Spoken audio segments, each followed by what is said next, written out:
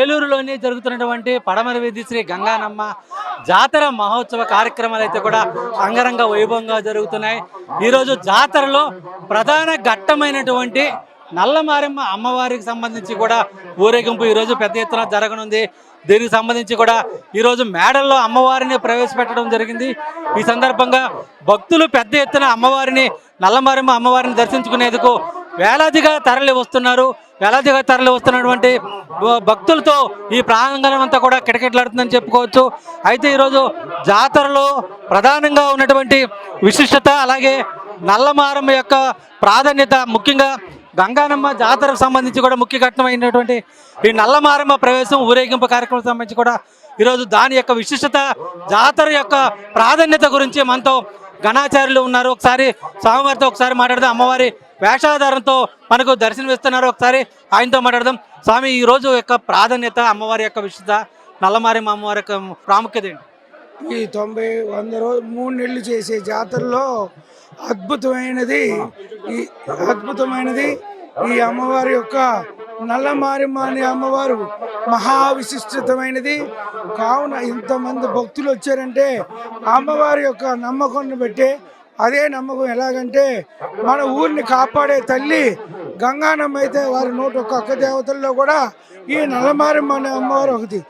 పిల్లలకు పొంగు రావటం కానీ, అలాగే కలరా, మసూచి వ్యాధులు కానీ, పశువులకు వచ్చే రోగాలు కానీ, పంటలకు వచ్చే చేదలు లాంటివి కానీ, ఇలాంటివన్నీ తరిమి కొట్టేదే ఈ నల్లమారమ్మ వారు.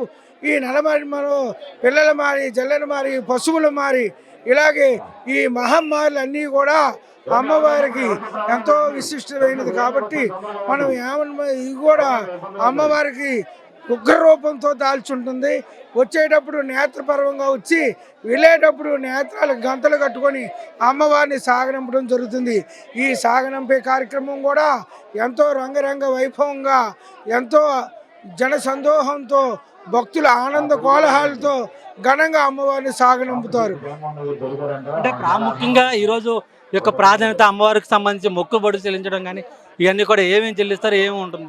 అమ్మవారికి, ఈ నల్లమారమ్మ అమ్మవారికి ముందుగా పసుపు, కుంకుమ, నల్ల జాకెట్ ముక్క, నల్ల గాజులు, అలాగే చోటు రొట్లు, మన ఒంట్లో ఉన్న వేడిని, ఒక్క రూపాన్ని, నరగోళ పరగోళ అన్నింటినీ సలార్చడానికి ఈ నల్లమారమ్మకి ఈ చోటు రొట్లు ఇవ్వటం అనేది జరుగుతుంది. అలాగే చుట్టా అగ్గిపెట్టి దుష్ట శక్తులు అనేది రాకోకుండా ఉండటానికి మనకి చుట్టా అగ్గిపెట్టి కాలుస్తా మన ఊరు 4 దిక్కులను కూడా, అష్టదిక్పాలను కూడా 4 దిక్కులను కూడా పొలిమేర కాల్చుకునేది ఈ నల్లమారమ్మ తల్లి. మొత్తం కార్యక్రమం సంబంధించి కూడా ఈరోజు ఈవినింగ్ కూడా మొత్తం ఊరేగింపు కార్యక్రమం కూడా జరగడానికి సంబంధించి ఎలా ఉండబోతుంది?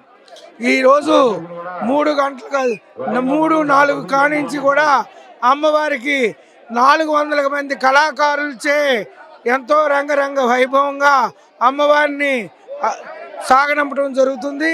అదేవిధంగా అమ్మవారికి ఇవన్నీ కూడా చోడరొట్లన్నీ తీసుకెళ్ళి తూర్పు దిశగా ఉన్న పొలిమేర దగ్గర ఈ చోడరొట్లు పోసి, అమ్మ తెలిసి తెలియక తప్పులుంటే క్షమించి, మాకు తెలిసిన విధంగా ఇన్ని రోజులు నేను కొలిచాం, మా ఊరిని కాపాడేది నువ్వే అని చెప్పి ఈ విధంగా అమ్మవారికి అన్ని కూడా పొలిమేరలో సమర్పించి ఈ అమ్మవారిని అక్కడ నిమజ్జనం చేయటం అనేది జరుగుతుంది.